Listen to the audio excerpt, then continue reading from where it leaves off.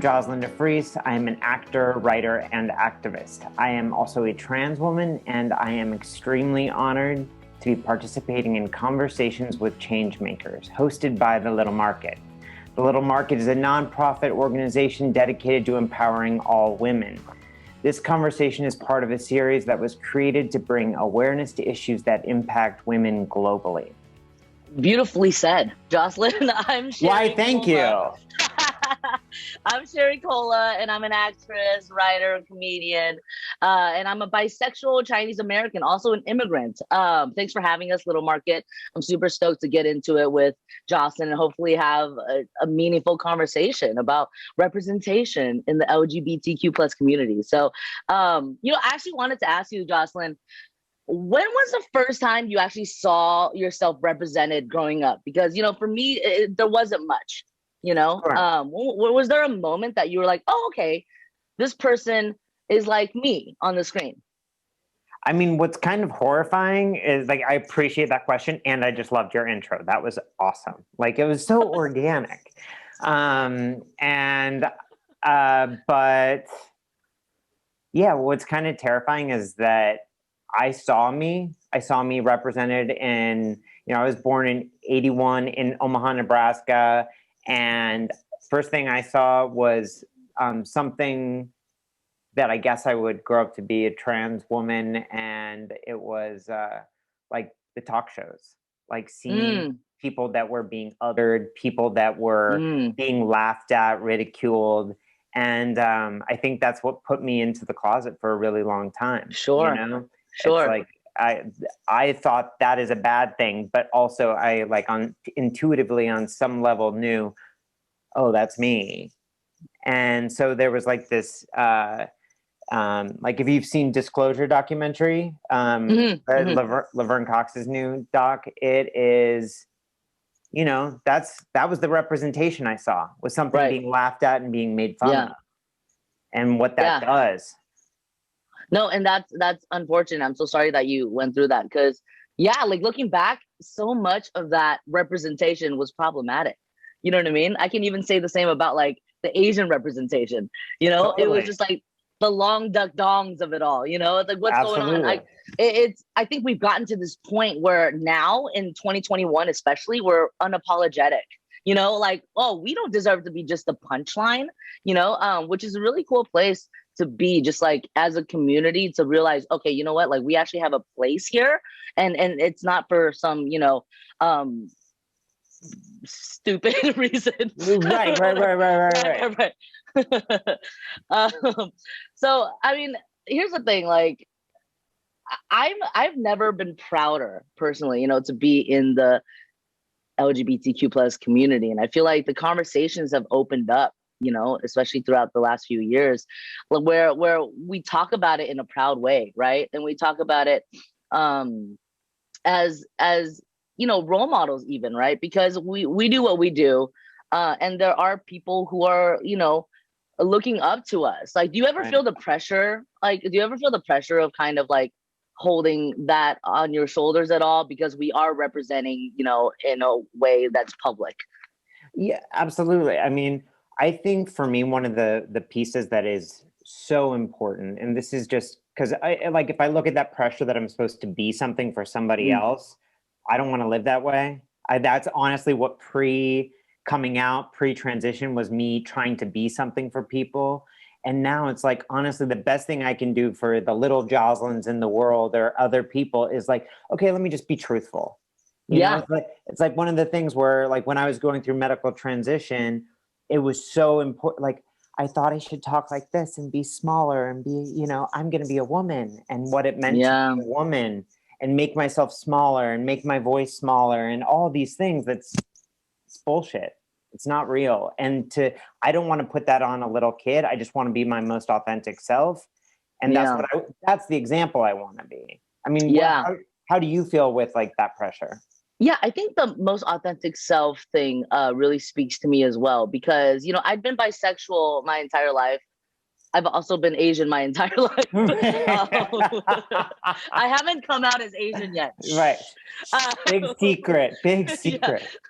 But it wasn't until I actually booked my role on Good Trouble, and my character Alice is a lesbian. It wasn't until that moment I realized, oh shoot, like it's interesting. There was no pressure from anyone but myself to kind of like liberate like myself, really, and spread my wings, because my mom did not know about me being queer. And I finally had that conversation, 3 years ago?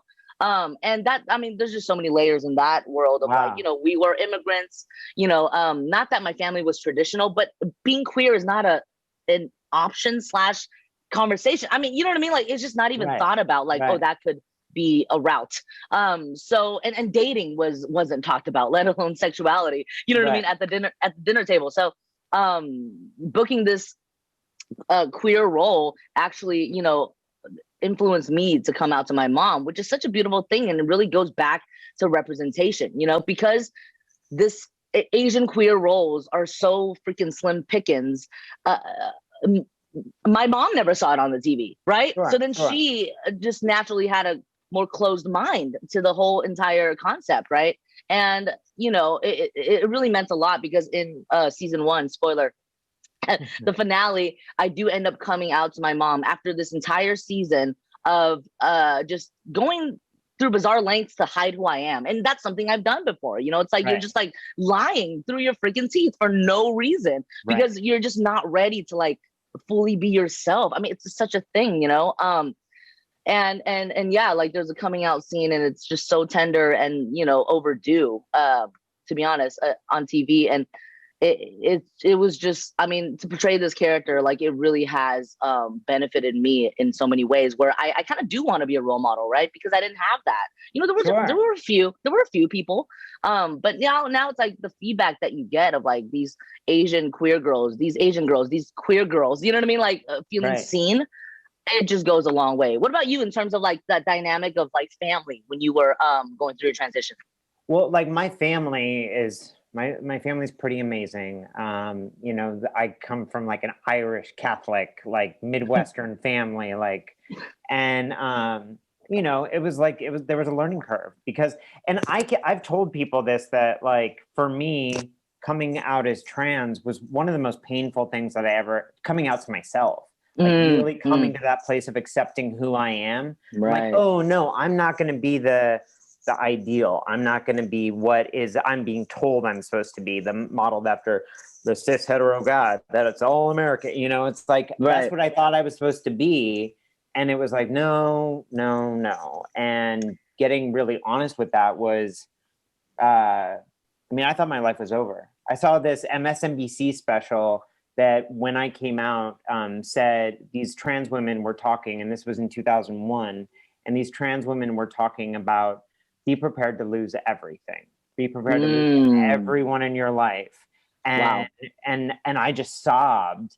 And like, I mean, to be totally transparent and honest, I was like smoking a bong, and I was like sobbing my eyes out. So I went in and I woke up my roommate at the time. I'm like, I'm transsexual. I need to have a sex change. I mean, like this was like, also on that note, this was like the only path,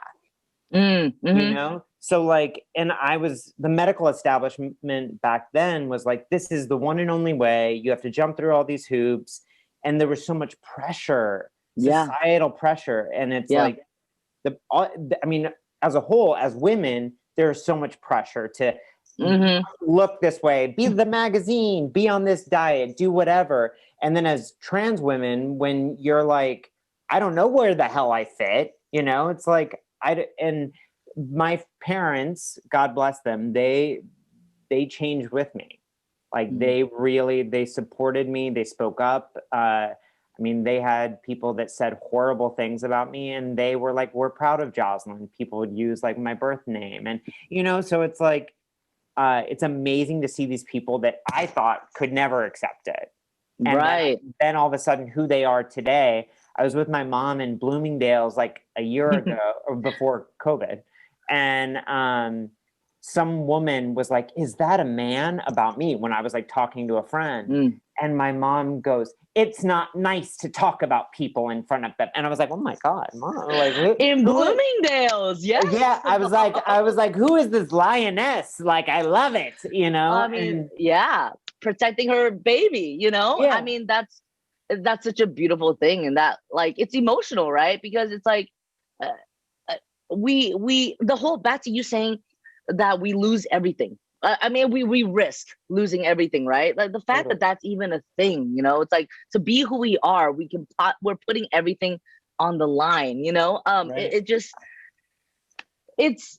listen, just there's a lot, you know. Obviously, not enough time to unpack Right. the trauma. Right.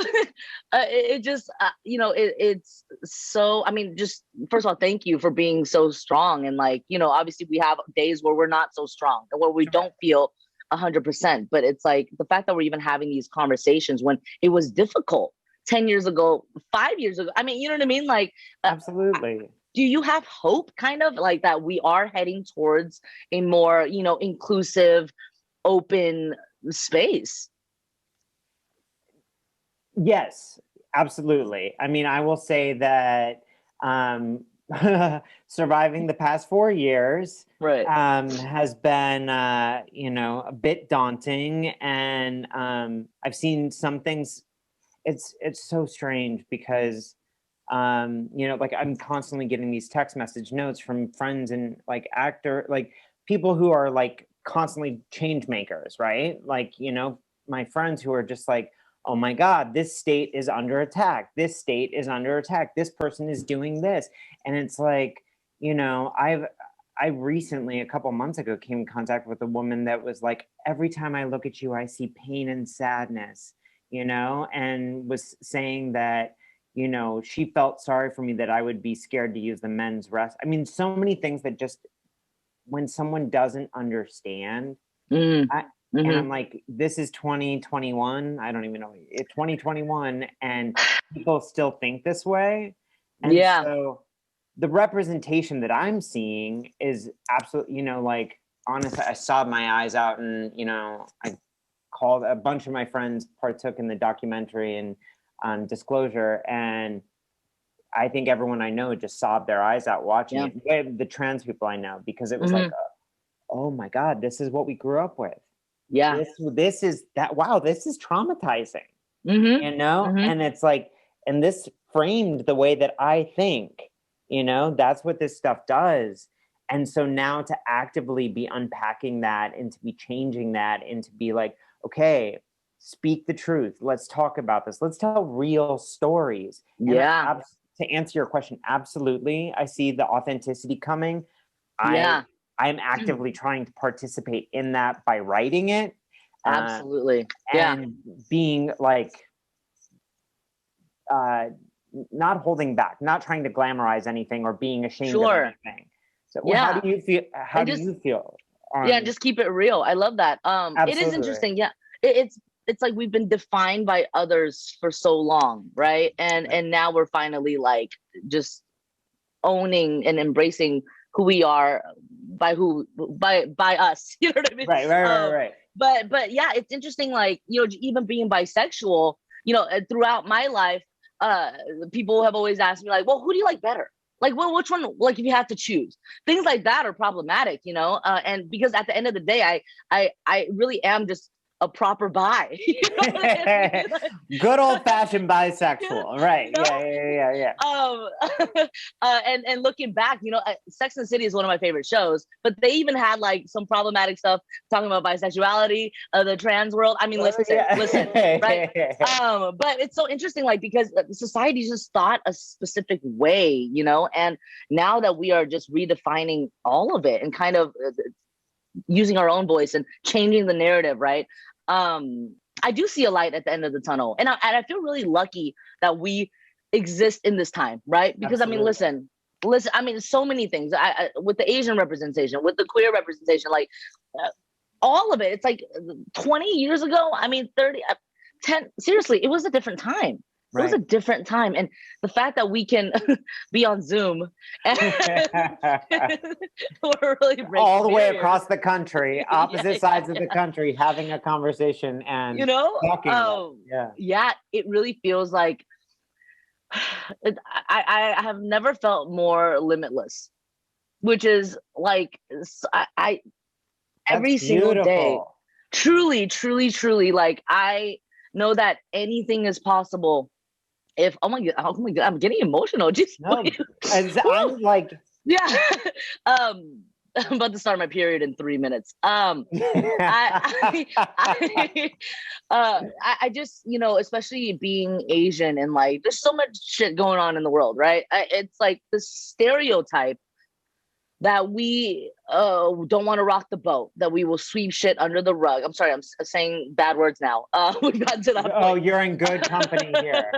But that we are the quiet ones in the room and things like that. That's a stereotype that has existed for so long, especially with Asian women, right? We just, put our head down and we're happy to be here type of vibe. And I just want to shatter that. That's what I've really tried to do in my, especially in the second half of my life, when I really like the evolution of confidence is ever going, of course. But, as I slowly started to find my voice, I'm like, oh my goodness, like I have to prove people wrong. I walk in a room and sometimes I still feel like someone is surprised that my English is perfect. English perfect. My English is so perfect.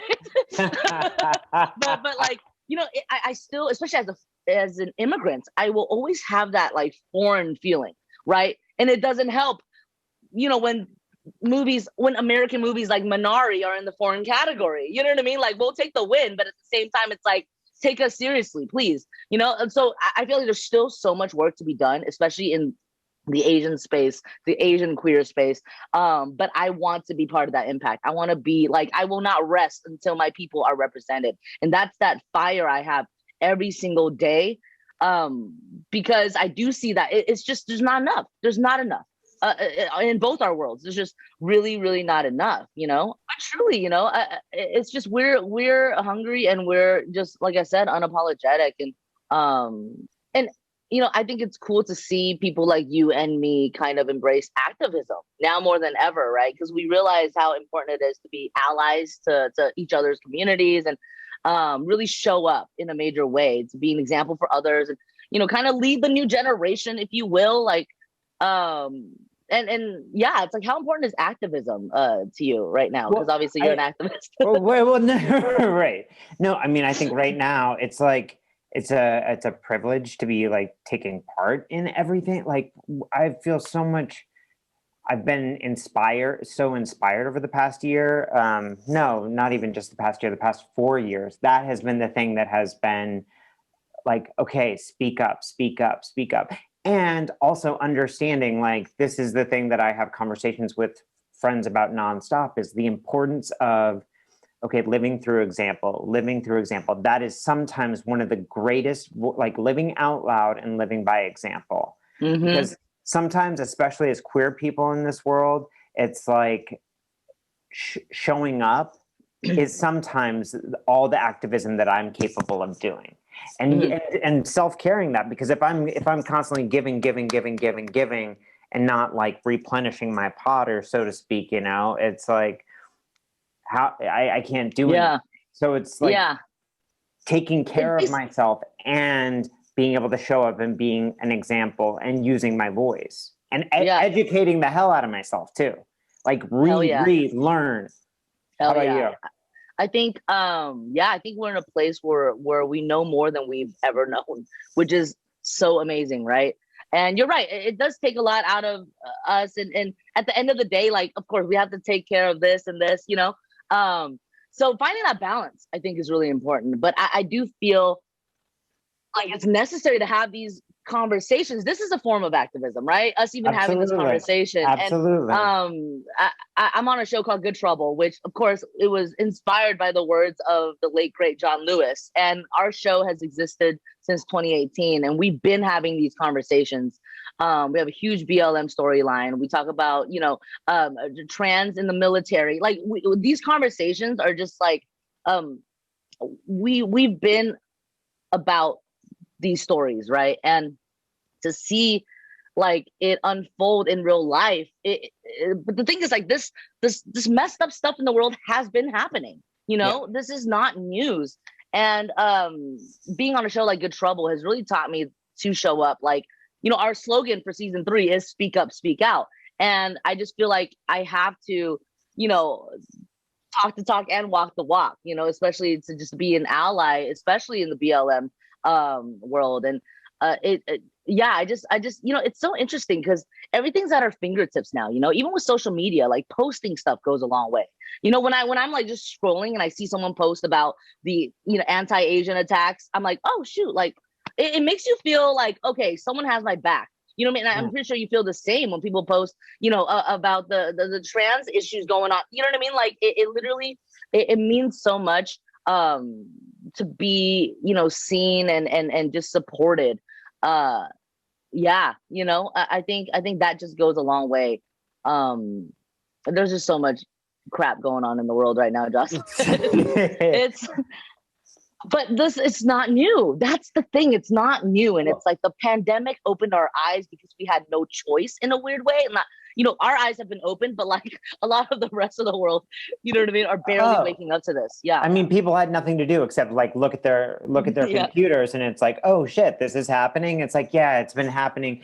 I mean, I in 2019, I was on this show called Strange Angel, and I played a trans woman who escaped the Nazis, right? So that happened. People are like, there weren't trans people and escaping the Nazis. I'm like, well, truly, no, actually, Weimar, Berlin was one of the queerest cities until the Nazis came in and destroyed that culture, right? And it's like, I went to the Holocaust Museum a few years ago, and it's like, wow, everything was scarily similar. You know, I mean, even I just saw this post the other day where it's like, the Trump administration, I mean, the first thing the Nazis did was take away the rights of Jews to serve in the military. Oh, wait, trans people out of the military. I mean, it's just like, wait, how do people not see this? You know, like, and then, you know, today, yesterday, I saw someone post something about the burning of the Reichstag, which was like kind of the beginning of, you know, the Nazis taking like power, and someone talking about the Capitol uprising, and it's like, oh my god, oh my, and listen, it's terrifying. It's like history repeating itself, and I know we're obsessed with reboots, but no thank you, you know, like I'm not like, no, yeah, it's not cute. It's so ugly. And you know, I feel like that sigh had so many years behind it. You know, I think you and I are doing the best we can to try and just shine light on things that need to be, you know, seen, and like to have these conversations and to just raise awareness, really spread the word about, you know, things that are important and things that people need to be talking about. With that being said, like, for me, it's really cool to see how people respond to these kind of conversations. You know, what's something that like a fan has said to you that really, like, you know, kind of like made you realize, okay, I'm doing the work. I'm doing what I'm meant to be doing. I will say something that is like absolutely this is like why I continually, like, I'm like, okay, this is why I have a friend, she said to me yesterday, like, we have the privilege of showing up and adulting today. Like, I get to show up and I get to be me. And it's like, that's a privilege because, you know, it's like, especially when, you know, all odds were against me, to be able to like be where I am today. The most amazing thing is, okay, so 10 years ago, I made this movie Carla with Laverne Cox, and it was my first film. It was my first anything. And it was a really emotional process. It was real on a multitude of levels, but still to this day, and it's streaming on iTunes and it's streaming on Amazon. And I still to this day get Facebook message requests, Instagram message requests from trans people all over the world. They're like, I just saw Carla. I've gotten from like women in Georgia that are, you know, housewives, and they are saying, you know, oh my God, you changed the perspective of what I thought of it as a trans person. Or I have a person that I met in New York. She's like 22, and she's like, oh my God, when I was in college, all of my trans girlfriends and I would sit around and watch Carla over and over. I was like, are you serious? I mean, you're like one of the few people that watched the movie, you know, it's like that, but it's, you know, and my life is so different from that character, but still at that point, it was like what it meant to have a trans person playing a trans character, regardless of if it's a, you know, the narratives have become fuller and truer, and you know, it's like that was nowhere near my life experience. But the fact that someone was like, oh, this gives me hope. I'm like, oh, wow. Like just from me showing up and doing my job, you got hope. Wow. Yeah. And so it's like, okay, let's show up to work. Let's show up to that audition. Let's show up to that interview and be like, that's like, oh, if I can impart hope to someone, because that's what I needed as a young queer kid. Yeah. I needed hope, you know? What about you? Absolutely. I mean, that's just so inspiring and so incredible, because it seems like Carla, which is what I'm watching tonight, it seems like it was ahead of its time too. You know what I mean? Like we didn't get a release till like 4 years later when Laverne blew up and became like a big star from Orange is the New Black. That's when Carla got like re-edited and we got like 1,000-person premiere and all this stuff. It was like nothing was going to happen before then. And right. Yeah. So I mean, like, hey, we'll take it. Well deserved. Hey, I was there front row dancing in circles, you know, I'll take everything. Yes. Yeah, I think, you know, everything you said, I feel the same. Like there's a lot of people in my DMs, aside from the ones that say, show me your feet. There's a lot those of DMs. We're not going there today. We're not going there today with all those. Yeah. Sometimes if I need a confidence boost, you know what I mean, I'll show one toe. No, you gotta pay for the rest of the 9 toes. Yeah. That's your OnlyFans. That's your OnlyFans, right? only feet.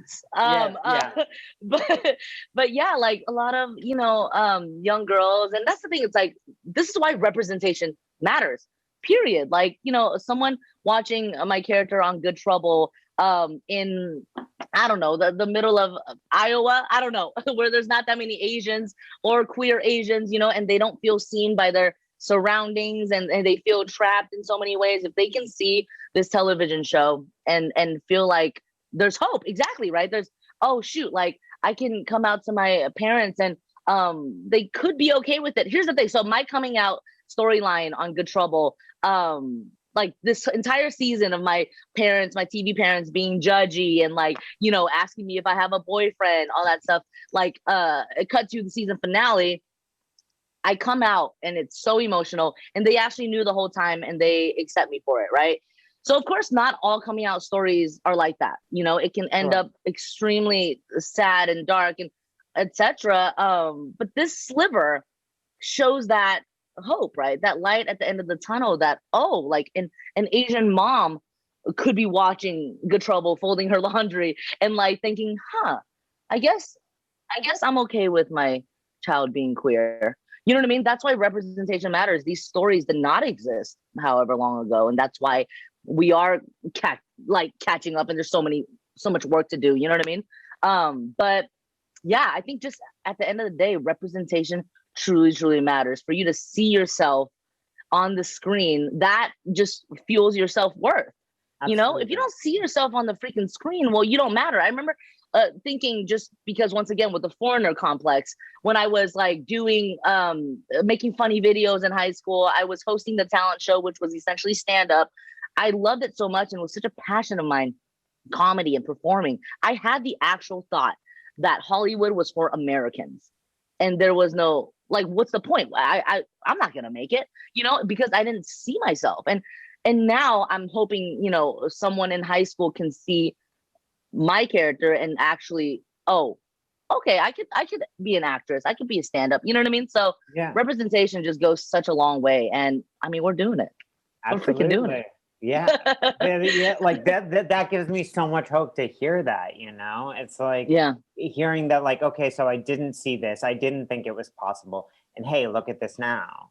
I can't that glimmer of hope that was in you, that glimmer of hope that was like, okay, all evidence points this direction, but I'm going to keep going. And that piece of like, you know, it's like, it's aspiring to be something. It's like, no, like that's like the inspiration, right? That's super cheesy, but it's like, you know, it is. It's like holding on to that inspiration. And hold on. Yeah, I mean, everything was against us, you know, like society doesn't root for people like us, but yet we're here right now having this conversation because of Little Market. Thank you, Little Market. Oh, truly chills. Thank you, Joslyn, for this like just important conversation. So inspiring, and just like I wish we were in the same room so we could hug and have a dance party. When COVID is all over, I'll be out there. I'll give you a hug. You know, we'll have this conversation in person. Please, over drinks, please. Yes, over drinks. We can talk about feet if you would like. You know, it'll be a great conversation. It'll be a great conversation. I love it. Thank you so much, the Little Market, for having us. Once again, I'm Sherry Cola. Thank you, Little Market, for having us. I'm Joslyn DeFreece. This was an awesome conversation.